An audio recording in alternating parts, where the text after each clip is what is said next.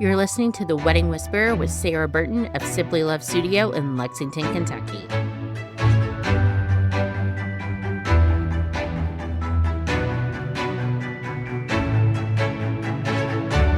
And we are back today for the start of season 2, and I asked Diane from Type A Catering to be the first guest on season 2, as she was the first guest on season 1. And there's a reason that I always like starting with Diane anytime we do events for couples, and that is because she is a wealth of knowledge, and she really breaks things down so that they seem a little bit more simple and easy to understand, or at least I can understand them really well whenever she breaks them down.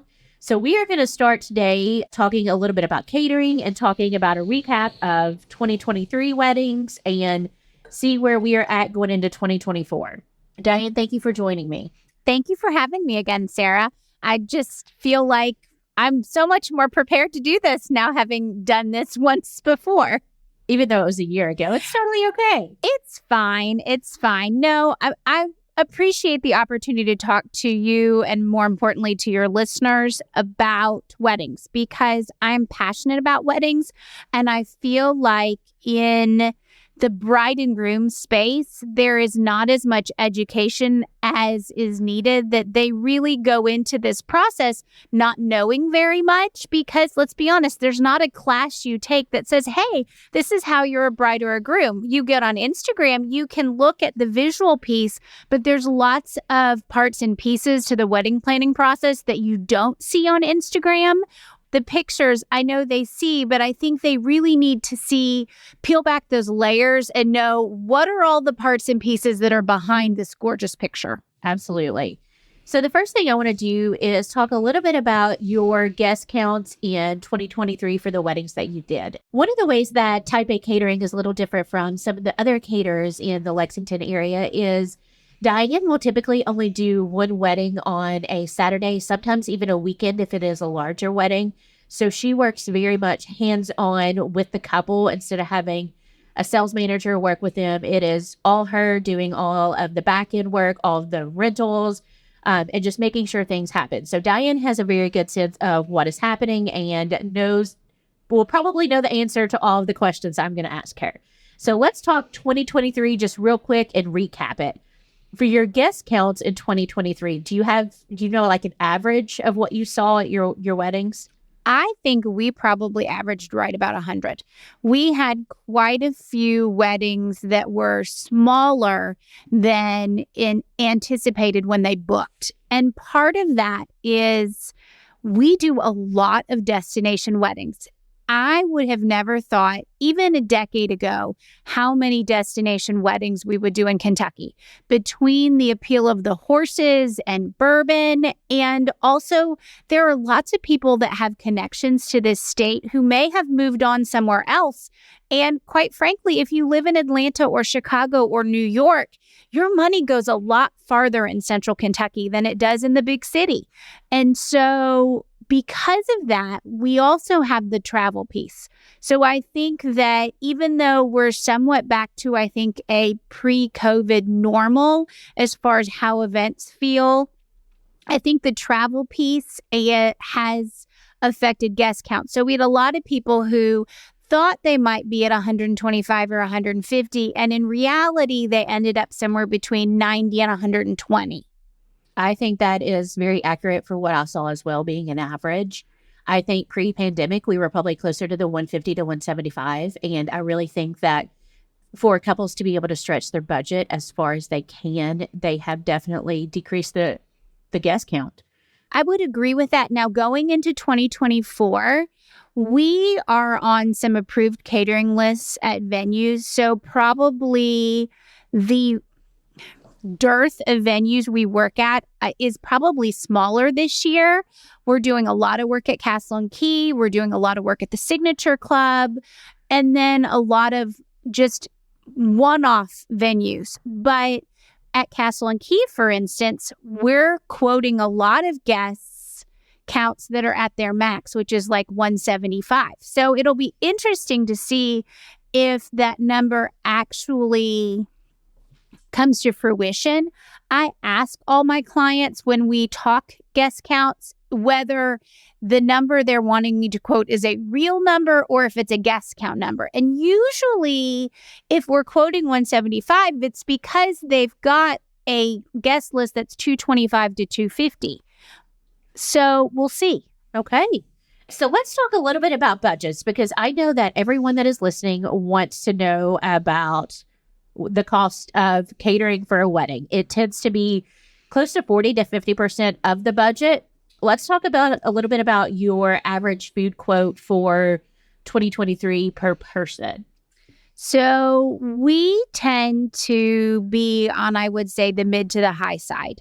And part of that is simply the menus our clients are choosing. They're spending $10 to $15 per person at cocktail hour. And their plate cost is starting probably at about 30, but some people were upwards of pushing 50 because they were doing 8-ounce barrel cut filet. So there's a big variety, but I would say our clients, when I give a quote, it's all broken down. It'll give this is cocktail hour, this is dinner, this is the bar, this is service, this is rentals. Because I think it's not good business to send someone a quote that doesn't include all the parts and pieces that allow us to execute that quote at the venue the client has chosen. So at the end of my proposal, it gives you a price per person. And I would say we pretty solidly are between 100 and 120 per person.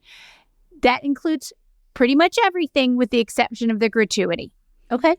And you mentioned that you worked at Castle Key and the Signature Club a lot. Where are some other venues that you've worked at a lot recently? We usually spend a couple of weekends at the Polo Barn at Saxony. We spend a couple of weekends at Springhouse Gardens in Nicholasville. We were at Harper Hall. We used to live at Limestone Hall. We don't anymore. The Claire Story. Yeah. Yes. And we were at Buffalo Trace, which we will be sorry to see go. Devastated. Yeah, it's going to be a change. But, as soon as I say that, there are new venues popping up. There's a new venue in Nicholasville we worked at for actually a Christmas party that I'm hoping we'll do a few weddings at this year. So it really varies year to year. I would say our mainstays are places like Castle and Key and the Signature Club and Springhouse. Oh, we did a few things at Zorro. Okay. Yeah. So, we're a little bit all around. A lot of our venues are, with the exception of the Signature Club, are what I would consider non-traditional venues, i.e. they are not a banquet hall that has a kitchen. So we're usually in the business of quoting and then bringing in a cook's tent and bringing in equipment and all the things that allow us to produce food that your guests want to enjoy. All right, we are going to circle back to a cook's tent and all of those things here shortly, because that may have just made somebody's eyeballs pop out of their head. So we want to talk about that very in depth. And then one last thing about 2023. What do you think is the most popular alcohol that you served in 2023? Bourbon. Okay. Any particular kind? So our open bar has Buffalo Trace on it. So probably that's the thing that our grooms go, ooh, you have Buffalo Trace. We're very blessed because of access to bourbon. We're able usually to offer Buffalo Trace on our bars. So that's probably the thing that people look at. Other than that, we do a lot of signature drinks. We include them in our bar packages.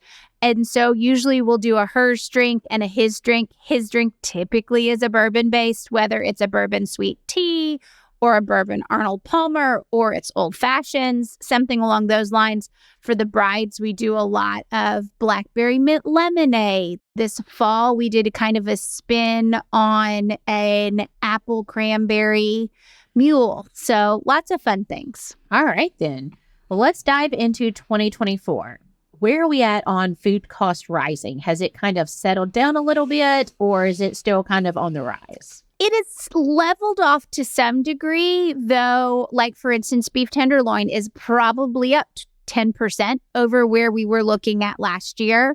So I'm in the process of updating pricing. So typically what happens is I kind of price 2024 with 2023 pricing in mind. And as we've now into 2024, I'm reassessing those numbers. So I think alcohol is largely staying flat, but I think food, you're probably pushing 10% cost. And for instance, those people who want to know numbers for 2025, we're not even quoting that yet. Well, let me back up. We are quoting it, but we are not guaranteeing pricing until July 1st. I want to see inflation numbers seem to be steadying, and I want to know what those numbers look like 6 months from now before I'll commit. So typically those proposals say that we will lock in pricing, we'll guarantee. We're pretty much giving ourselves a 10% cushion.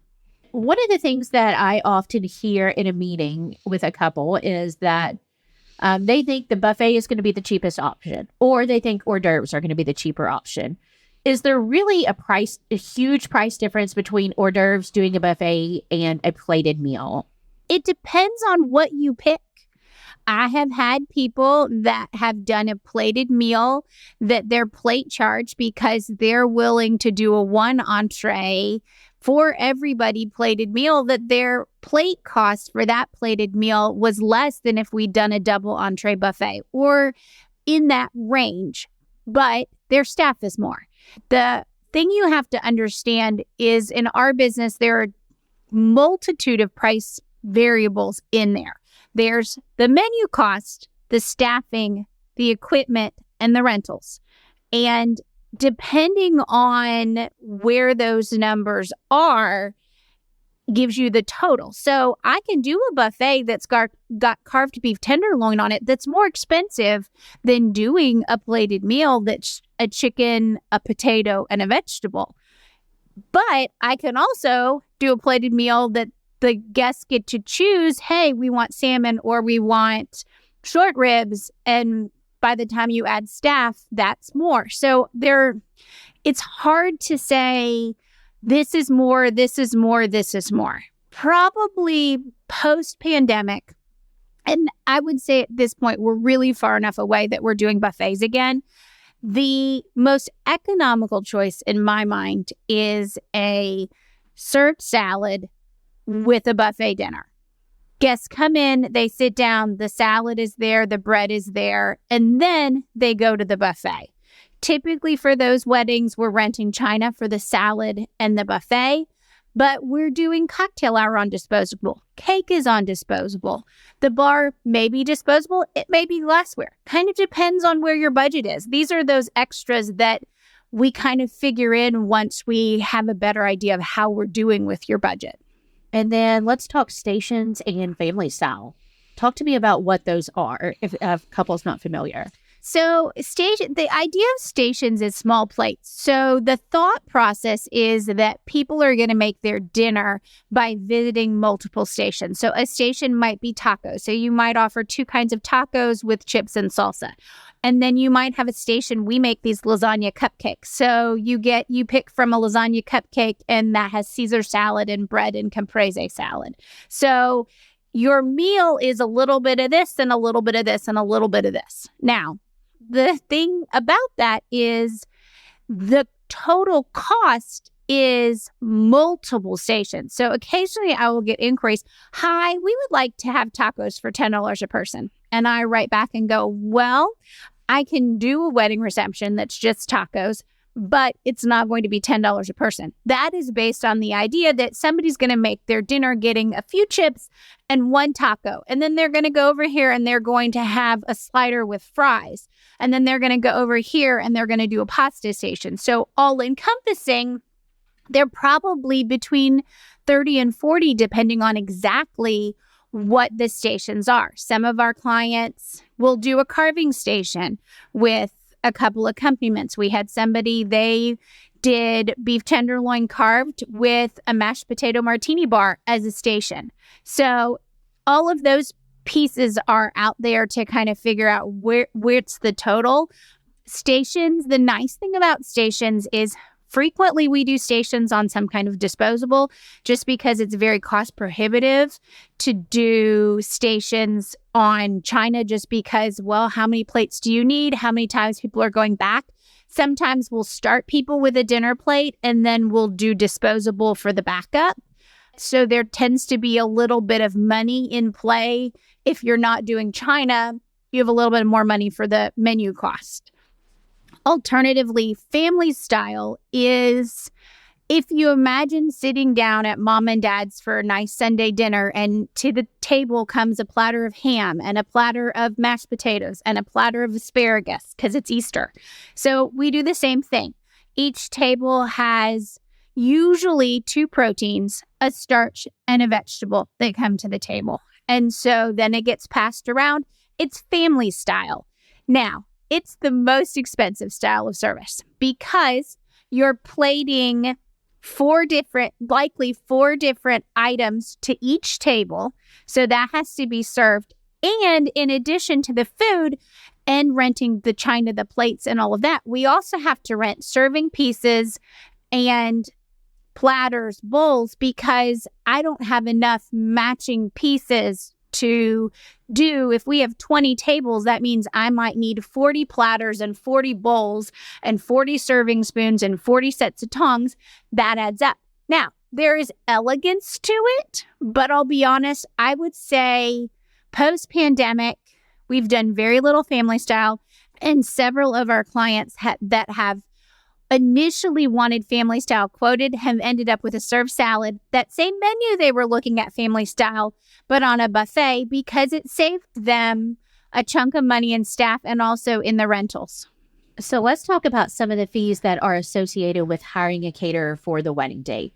So we have staffing, we'll have gratuity, and I know that some caterers charge a service fee as well, and rentals. So kind of break some of those down for me.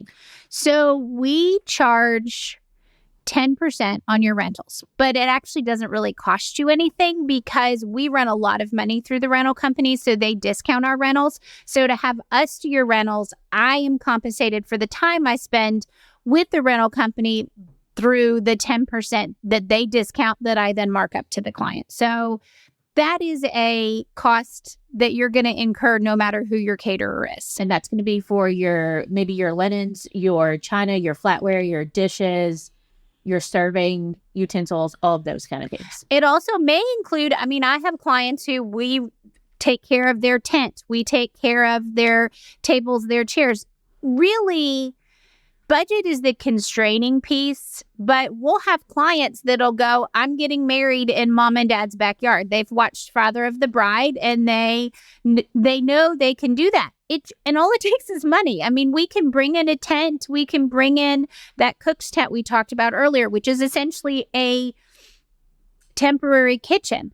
So all of that stuff gets quoted. So you've got the rental piece, then staff. Staff, in our case, you're going to pay for the number of servers. You're going to pay for bartenders if you have bartenders. You're going to pay for a dishwasher if you have china that needs to be washed, because that china that we rent, there is a 50% surcharge if it comes back dirty. Now, we don't sanitize it. We send it back to the rental company. They sanitize it, but it all has to be rinsed and all the food debris has to be removed.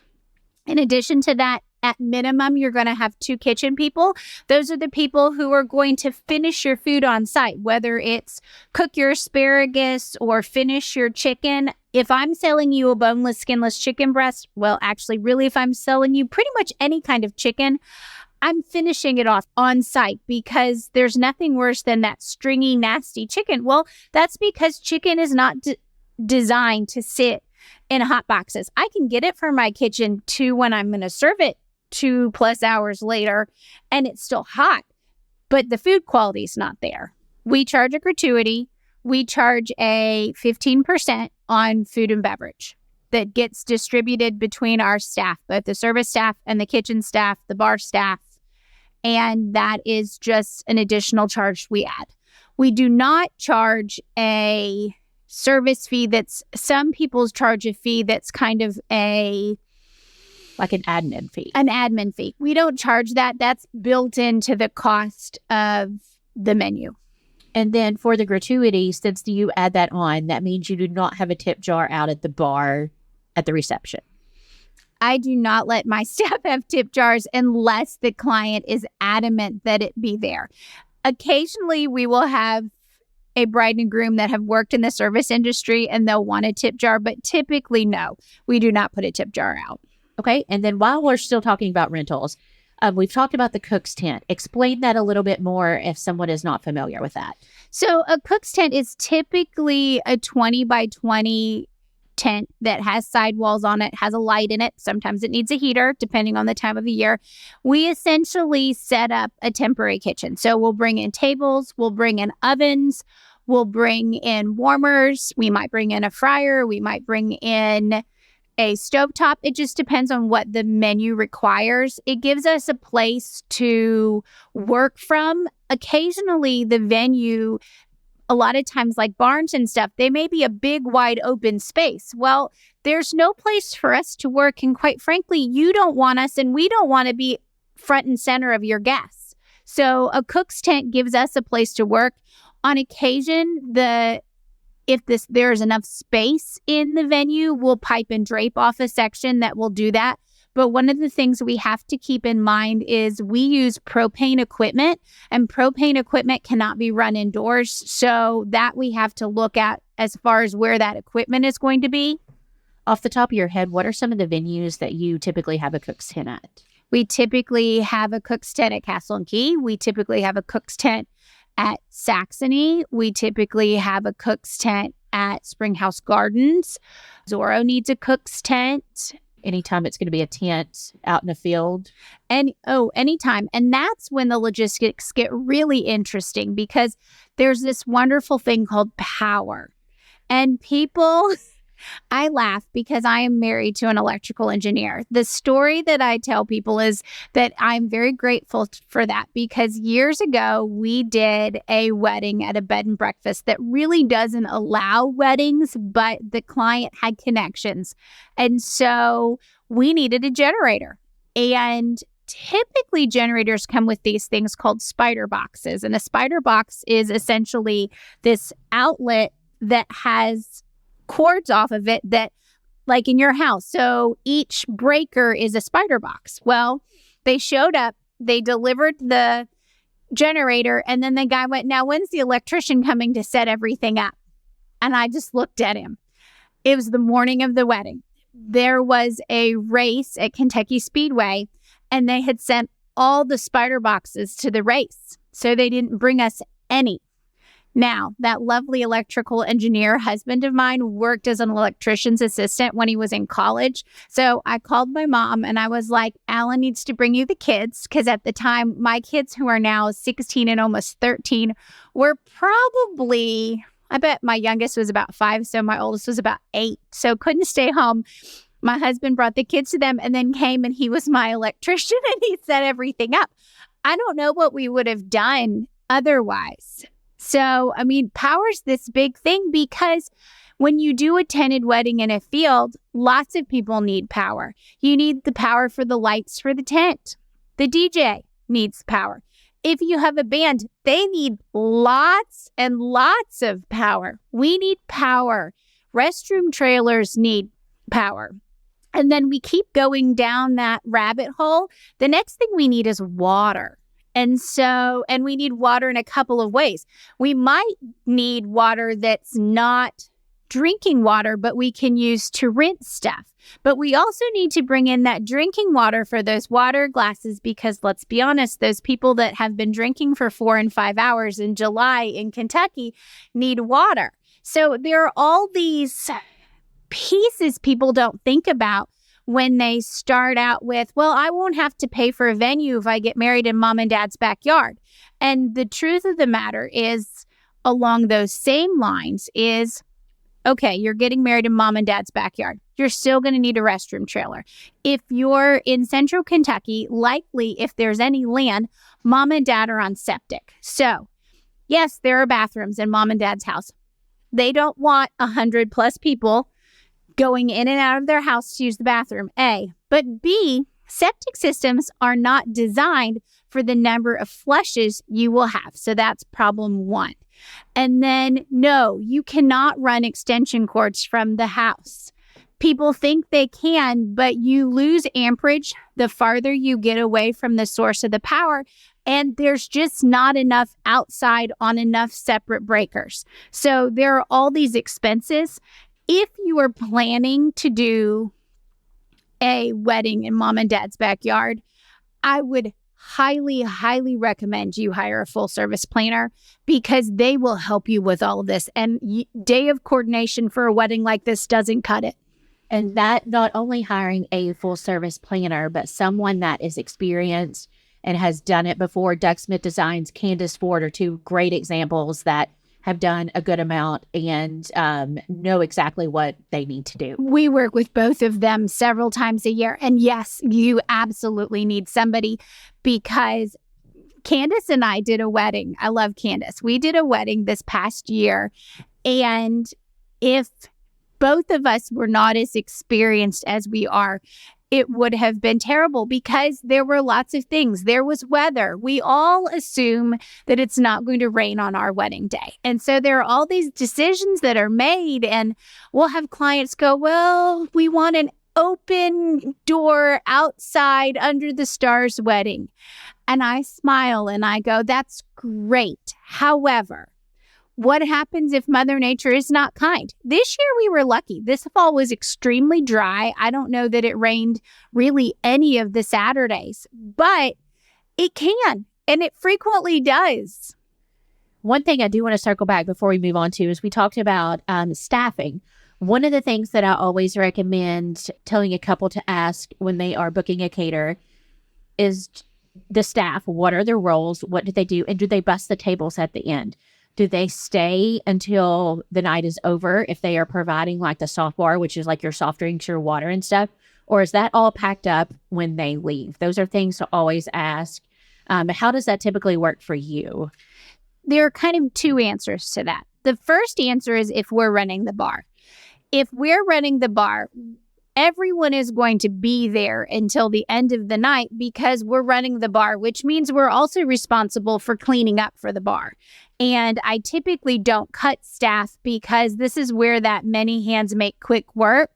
If I start out with 6 servers, maybe it only takes them a half an hour to clean up at the end of the night. Whereas if I cut them to 2, we're at an hour and a half. And the other thing we have to keep in mind is that many times there are rules at the venue by what time you have to be out. So I always laugh when people go, well, what time are you ending? Well, we're ending at midnight. What time do you need to be out? Midnight. It's like, no. That's not how that works. If you need to be out at midnight, you need to end at 11. So we have an hour to clean up. Full service catering with a full bar, we're going to be there till the end. And what happens is I quote service on 5 hours, which assumes an hour to an hour and a half for setup and 3 to 3.5 hours for the event, maybe more. And then when you give me your final timeline, I'm going to do your staff based on, okay, my staff's going to be there for 7 hours. No, they're going to be there for 8 hours. No, they're going to be there for 6.5. So you're paying for staff to be there. If we are not doing the bar, it depends on the circumstance.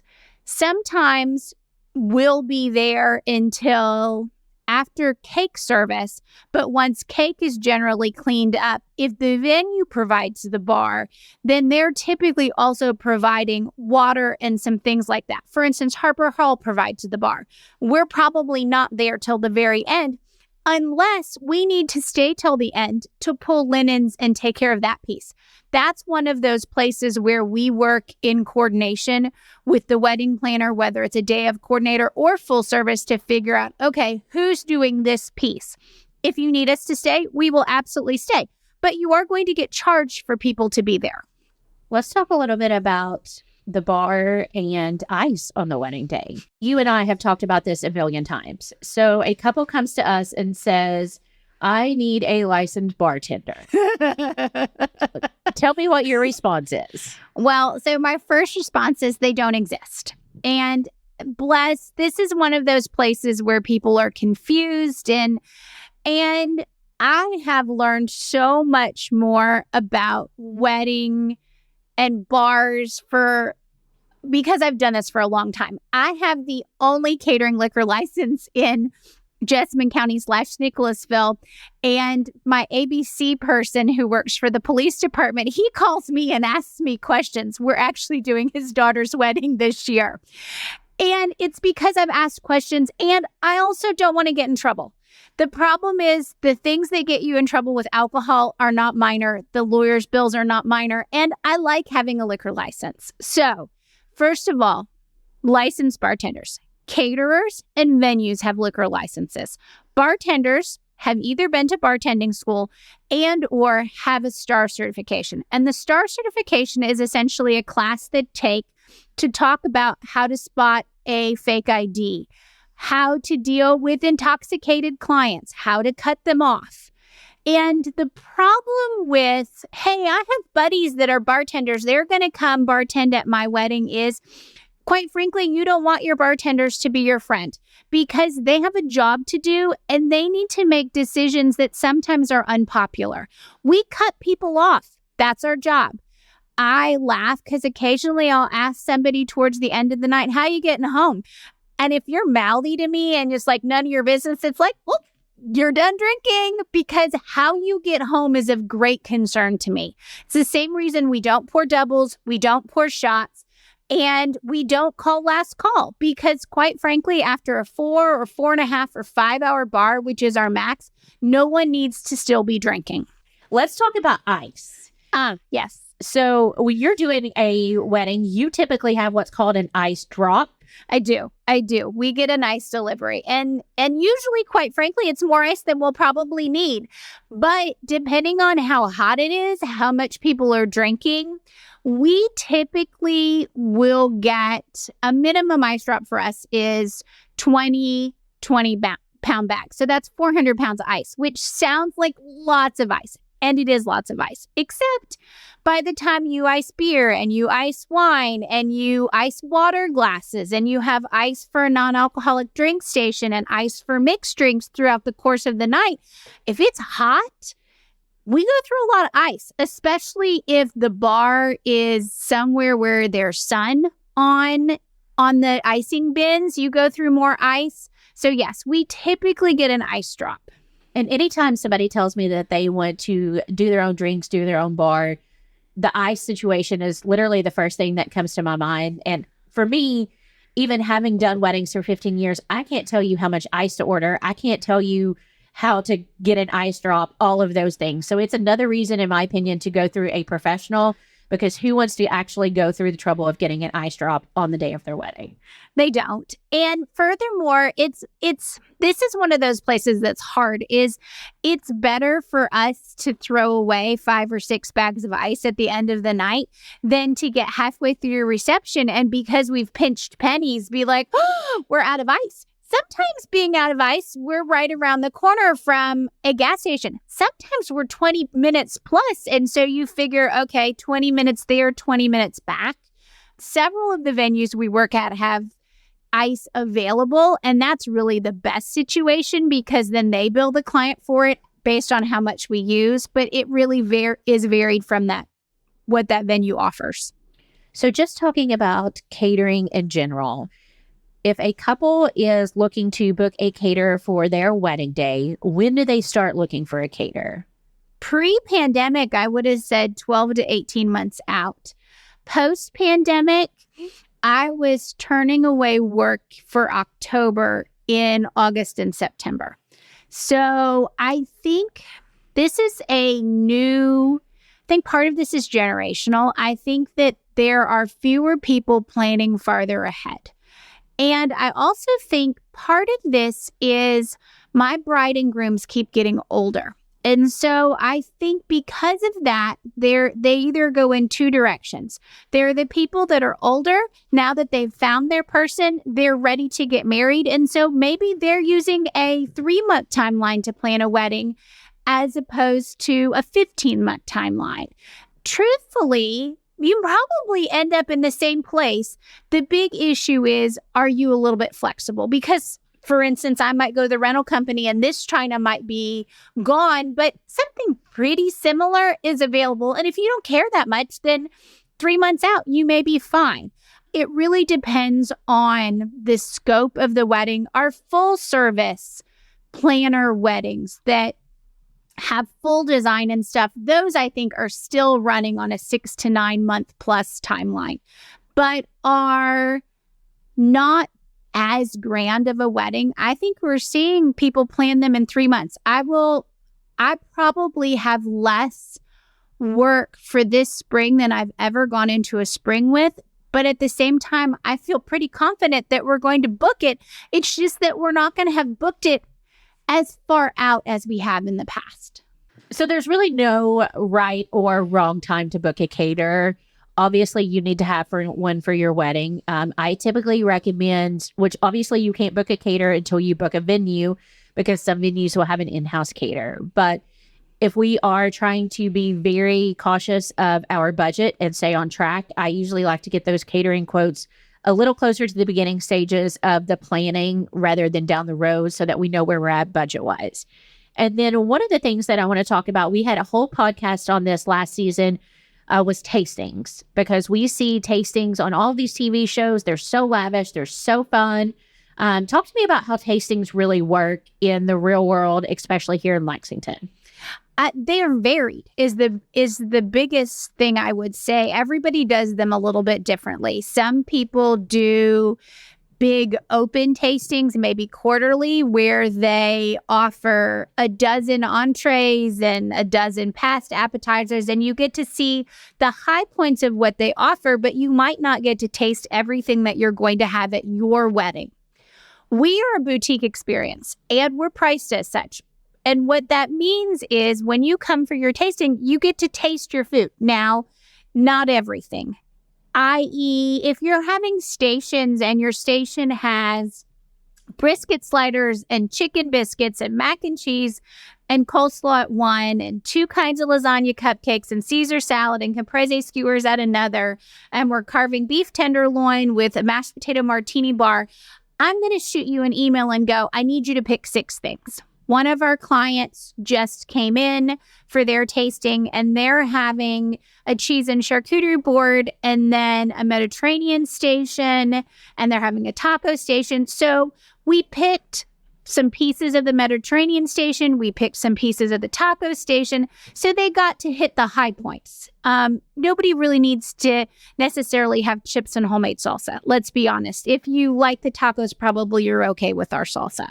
So we typically, for instance, when somebody's coming for a tasting that's having either a buffet or a plated meal, if they're having past appetizers, we'll prepare their past appetizers. Sometimes it might be 4 past appetizers because they're trying to narrow it down to 3.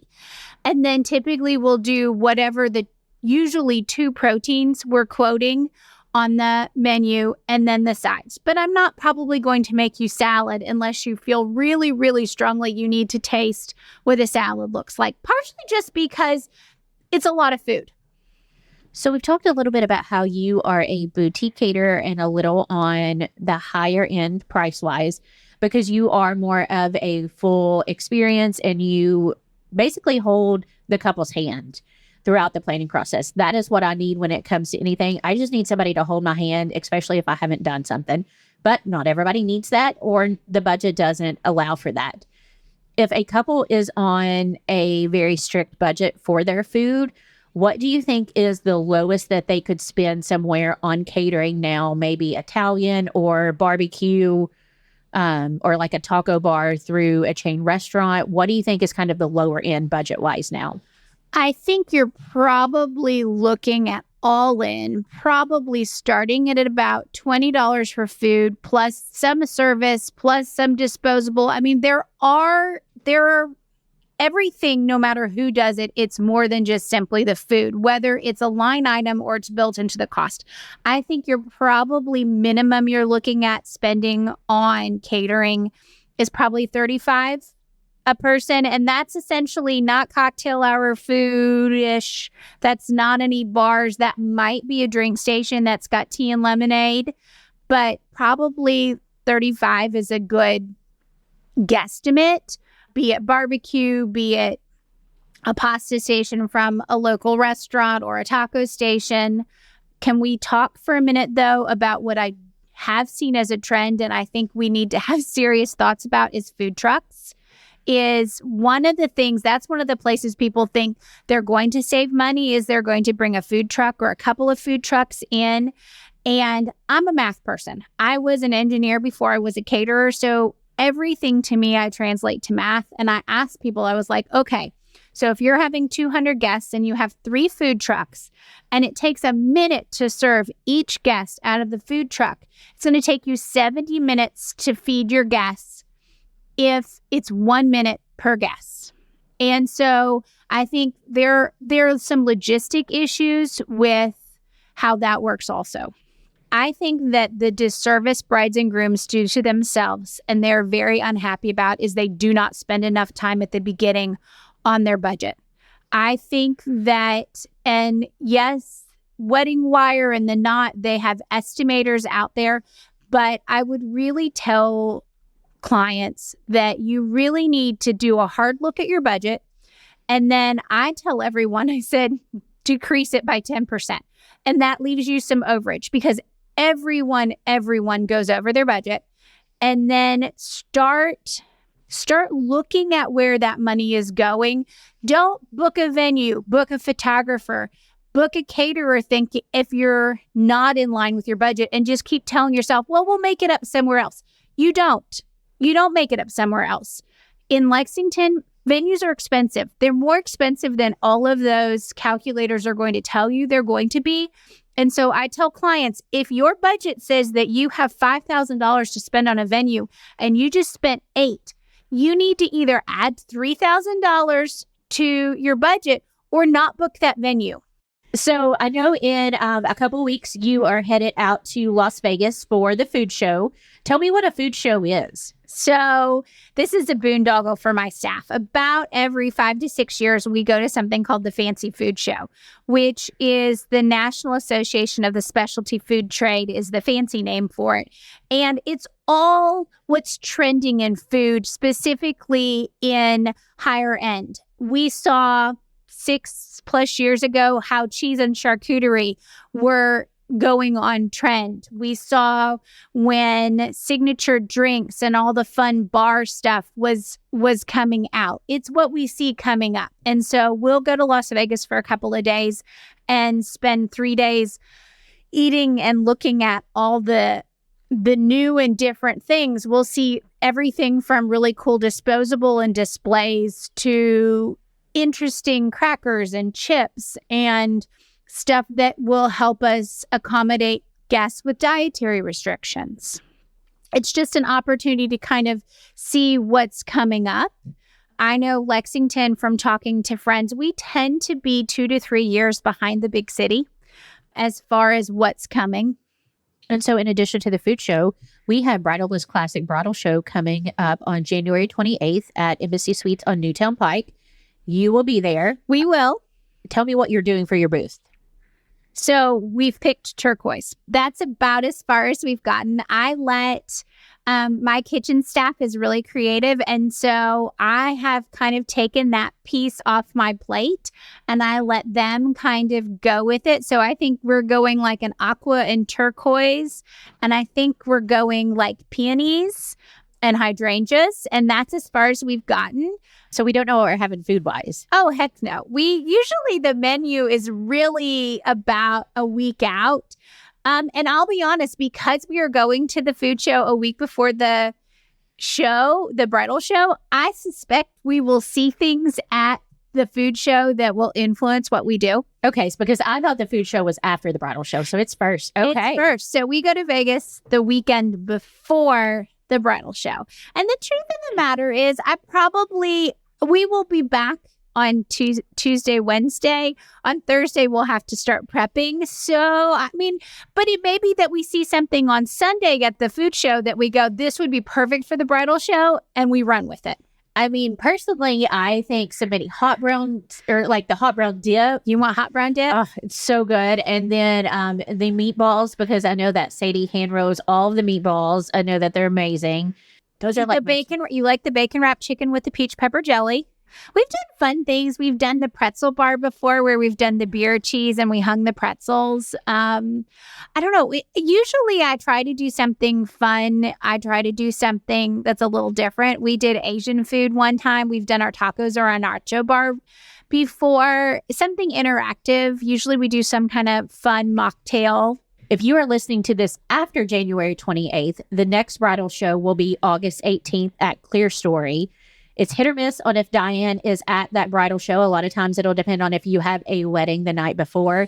I'm hoping since you work at Clear Story a lot, you'll be there so I can have some snacks that day.